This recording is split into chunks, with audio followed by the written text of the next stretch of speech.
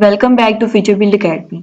आज ही हम अपनी इस वीडियो के अंदर देखेंगे program 5.9 IT series C plus plus की बुक का। इस प्रोग्राम के अंदर हमारे पास ये है कि write a program that inputs are year, एक ईयर इनपुट करना। अभी तक हम लोगों ने 8 प्रोग्राम्स 5 चैप्टर के IT series C plus plus की बुक के 8 प्रोग्राम्स इस चैनल पर अपलोड कर दिए हैं और हर प्रोग्राम में पहले स्टेटमेंट को समझा जाता है, देन हम प्रोग्राम को स्टार्ट करते हैं। प्रोग्राम में एक एंड का वर्ड होता है, उससे पहले जो स्टेटमेंट है उसको कैसे करना है और एंड के बाद वाली स्टेटमेंट है उसके अंदर कंडीशन होती है, उसको कैसे करना है। अभी तक अगर आप वो सारे प्रोग्राम्स पीछे से अगर आपने चैनल पर देख लिए हैं तो आप इस प्रोग्राम को बहुत इजीली कर सकते हैं।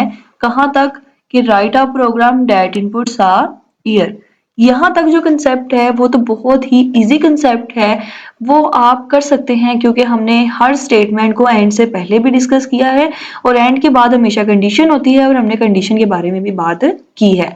कुछ प्रोग्राम्स हैं वो बहुत इजी होते हैं, उनको समझाने की जरूरत नहीं होती, लेकिन कुछ प्रोग्राम्स होते हैं जिसमें कंडीशन आ जाती है। लीप ईयर का पहले आपको कंसेप्ट पता होना चाहिए कि कंसेप्ट क्या है लीप ईयर का, फिर आपको बाद में इसका समझ आएगी कि कौन सा एक प्रोग्राम हमारे पास लीप ईयर होता है और कौन सा नॉन लीप ईयर होता है। अब ये प्रोग्राम जो है इसके अंदर वो कहा जा रहा है कि write a program that inputs a year, एक ईयर इनपुट करवाना है। जब यहाँ पे हमें पता चलता है कि हमने इंटीजर में कितनी वैल्यूज इनपुट करवानी है, इंटीजर में कितने वेरिएबल डिक्लेयर करवाने हैं, यहाँ पे हमें अंदाजा होता है। हम लोग सबसे पहले याद रखिएगा, जब भी आप प्रोग्राम करते हैं प्रोग्राम के पहले स्टेटमेंट को समझेंगे, स्टेटमेंट में क्या कह रहे हैं। अगर आप इतना भी प्रोग्राम कर लें, अगर बिलफर्ज आपको पेपर में कोई अनसीन प्रोग्राम भी आ जाता है कि आपने पहले नहीं किया होता, नो डाउट कि जब भी हम प्रोग्राम करते हैं तो हम कंडीशन में फंस जाते हैं लास्ट में, क्योंकि कंडीशन हमारे लिए बिल्कुल नहीं होती और हम कंडीशन को करना बहुत मुश्किल होता है। और इतना काम तो हम कर ही सकते हैं कि write a program that inputs a year, ये तो बहुत इजी सा कंसेप्ट है। आप इतना भी काम कर लें तो आपको मार्क्स मिल सकते हैं पेपर में, इसमें कोई शक नहीं है कि आप पूरा प्रोग्राम करें तो ही आपको मार्क्स मिलेंगे, या आप हाफ भी कर लेंगे। अगर आपको बिल फर्स्ट पेपर में, वैसे तो अच्छी बात है कि आपको पेपर में पूरा प्रोग्राम आना चाहिए, कंडीशन भी आपको आनी चाहिए, और अगर ना भी आती हो तो आप कुछ भी करके पेपर में कंडीशन को अप्लाई कर रहे हैं। क्योंकि आप पेपर में हमेशा यही कहा जाता है, ख़ुसूसी तौर पे जब बोर्ड के पेपर्स होते हैं स्पेशली, तो उनमें हमें यही कहा जाता है कि पेपर्स के अंदर कि आप जो है अगर आपको नहीं भी आता तो आप उसको छोड़ कर नहीं आना, आप उसको फिल करके ही आएँ। तो इस प्रोग्राम में भी यही है कि अगर आपको प्रोग्राम की कंडीशन की समझ नहीं आ रही तो जैसी भी कंडीशन माइंड में आती है उस टाइम पे आप वैसी कंडीशन बनाकर प्रोग्राम कराएँ। मे बी आपकी कंडीशन ठीक भी हो सकती है और मे बी एग्जामिनर को कभी-कभार नहीं भी पता चलता कि ये कंडीशन इसने ठीक की है या नहीं, तो आपका उस सूरत में भी प्रोग्राम सही हो सकता है। और अगर आपका ना भी सही हो तो आपने ये जो एंड से पहले वाला काम किया होगा ये भी आपके लिए बेनिफिशियल होगा कि write a program that inputs are year. अब यहाँ पे आपको बहुत इजीली इसको ग्रैब कर लेना चाहिए कि इनपुट ईयर, इसका मतलब है कि एक एक ईयर है तो एक ही इंटीजर इनपुट आएगा, इंट एन। नेक्स्ट हमारे पास एंड के बाद वाली कंडीशन को पढ़ते हैं। And finds whether it is a leap year और नॉट यूजिंग इफ स्ट्रक्चर। अब एंड से पहले तो एक प्रोग्राम इनपुट करवाना है, वो आपने एक स्टेटमेंट चलानी है, एंटर नंबर। तो यूजर ने नंबर एंटर कर देना, आपने सी इन यूज करना है ताकि यूजर को ये कैपेसिटी मिले कि यूजर इसमें नंबर एंटर करे। अगर आप सी इन नहीं यूज करेंगे तो यूजर को अपनी कैपेसिटी नहीं मिलेगी कि वो इसमें नंबर एंटर कर सके। उसके बाद एंड पे हमारे पास कंडीशन है कि whether it is a leap year और not using if structure. Leap year हमेशा 4 साल बाद आता है। लीप ईयर क्या होता है कि फेब में 28 डेज होते हैं और जब 29 डेज हमेशा 4 साल बाद ही आते हैं। 29 डेज फेब में, वैसे मोस्टली फेब में 28 डेज ही होते हैं, इसको हम लीप ईयर बोलते हैं। और नॉन लीप ईयर जिसमें 4 डेज का डिफरेंस होता है तो फिर ये हमारे पास नॉन लीप ईयर होता है। अब हमें कैसे पता चलेगा कि कौन सा हमारा ऐसा वो है प्रोग्राम जो कि शो करवा दे कि ये लीप ईयर है और शो करवा दे कि ये नॉन लीप ईयर है। ठीक है, अब कौन सा, अब हमें नहीं पता कि किस साल में फेब 29 डेज का होता है और किस साल में फेब 29 डेज का नहीं होता। जिस साल में फेब 29 डेज का होगा वो हमारे पास लीप ईयर होगा और जिस साल में फेब 29 डेज का नहीं होगा वो नॉन लीप ईयर हो जाएगा। सो हम प्रोग्राम को स्टार्ट करते हैं।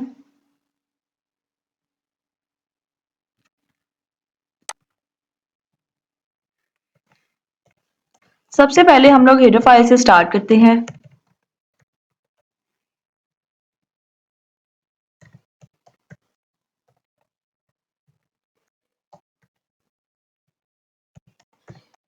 जो भी प्रोग्राम में काम करना होता है वो हम मेन की बॉडी में काम करते हैं। सो अब यहाँ पे एंड का वर्ड है। अब एंड से पहले क्या लिखा हुआ है? Right a program that inputs uh number, एक नंबर इनपुट करवाना है तो क्या करेंगे? Simple int N. देन अब हम क्या करेंगे? अब हमने यूजर को एक स्टेटमेंट देनी है कि आप यहां पर क्या करो? एक ईयर एंटर करो।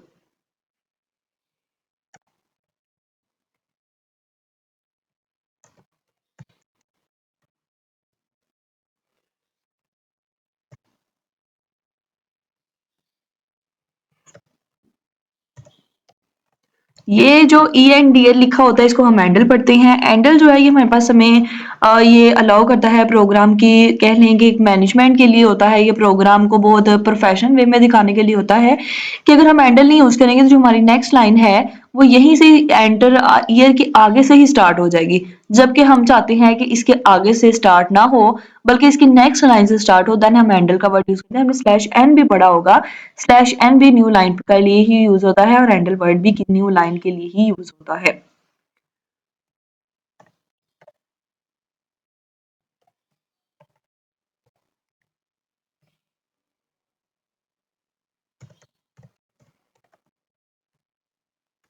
सबसे पहले हम इतने प्रोग्राम को एग्जीक्यूट करके देखते हैं कि हमारा प्रोग्राम चल रहा है कि नहीं।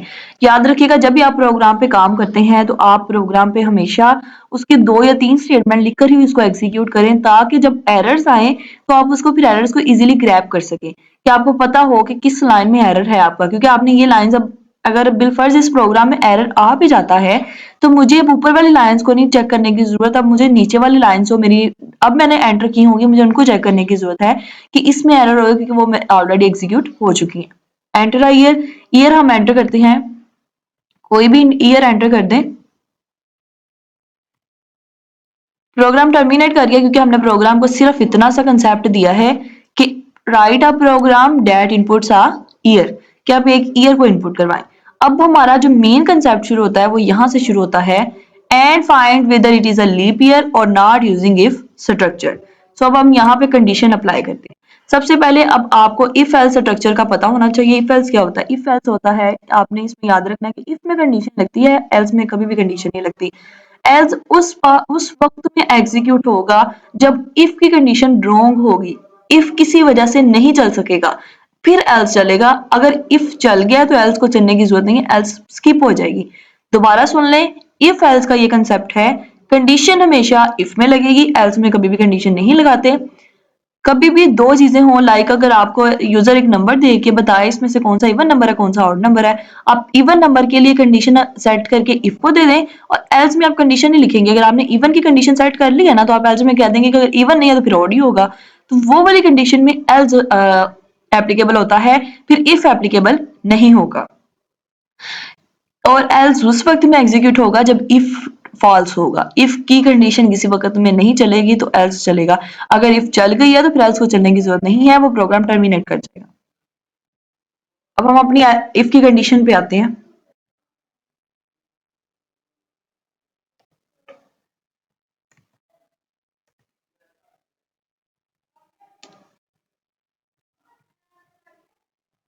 इफ में हम कंडीशन लगाते हैं सी आउट, स्टेटमेंट देते हैं एन, सॉरी,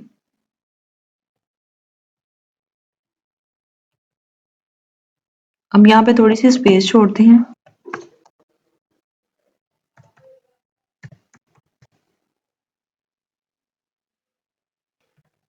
लीप ईयर,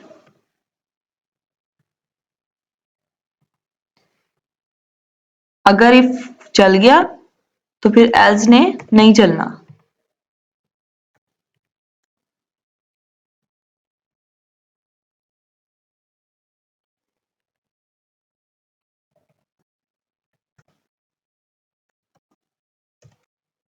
अभी हम इसको भी देखते हैं कि हमने कंडीशन किस लिहाज से सेट की है, कंडीशन को भी समझना भी। ओके, सबसे पहले अब देखिए यहाँ पे इफ है, if n modulus 4 is equal to 0। अब यहाँ पे अब हम कोई भी वो यूजर ईयर एंटर करे, उसको हम 4 से उसका मॉडुलस लें और वो 0 0 के इक्वल आ जाए तो वो लीप ईयर है, अदरवाइज वो लीप ईयर नहीं है। यहाँ पे n लिखने का मकसद ये है कि यहाँ पे आपने n लिखा है ना, तो जो भी यूजर वैल्यू एंटर करेगा वो n के अंदर स्टोर हो जाती है।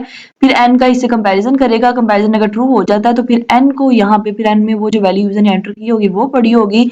और फिर n में अगर सपोज यूजर ने 2003 एंटर किया तो फिर आ जाएगा 2003 is a leap year, otherwise आ जाएगा कि 2003 is not a leap year. अगर यहाँ पे कंडीशन फॉल्स होती है तो फिर ये ब्लॉक चलता है। अब यहाँ पे देखें कंडीशन को, सबसे पहले कंडीशन को समझते हैं, n मॉडुलस 4। अब यहाँ पे डिवीजन ऑपरेटर क्यों नहीं यूज हुआ, मॉडुलस ऑपरेटर क्यों यूज हुआ है, जबकि दोनों का काम तो डिवाइड करना है। दोनों में खास डिफरेंस है। डिवीजन ऑपरेटर कोशेंट के लिए यूज किया जाता है, मॉडुलस ऑपरेटर रिमाइंडर के लिए यूज किया जाता है।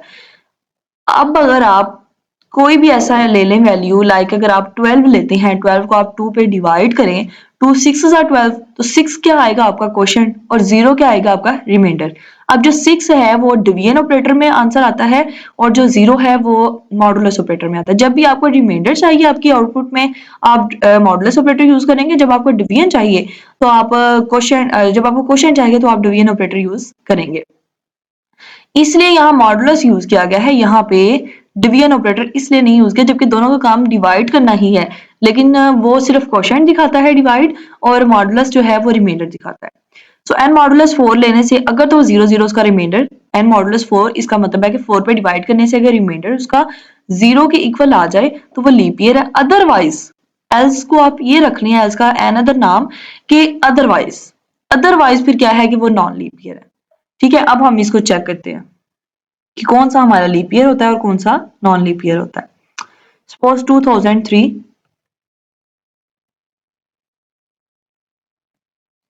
ये नॉन लीप ईयर है। और कोई चेक कर लेते हैं, 2005 चेक कर लेते हैं, ये भी नॉन लीप ईयर है।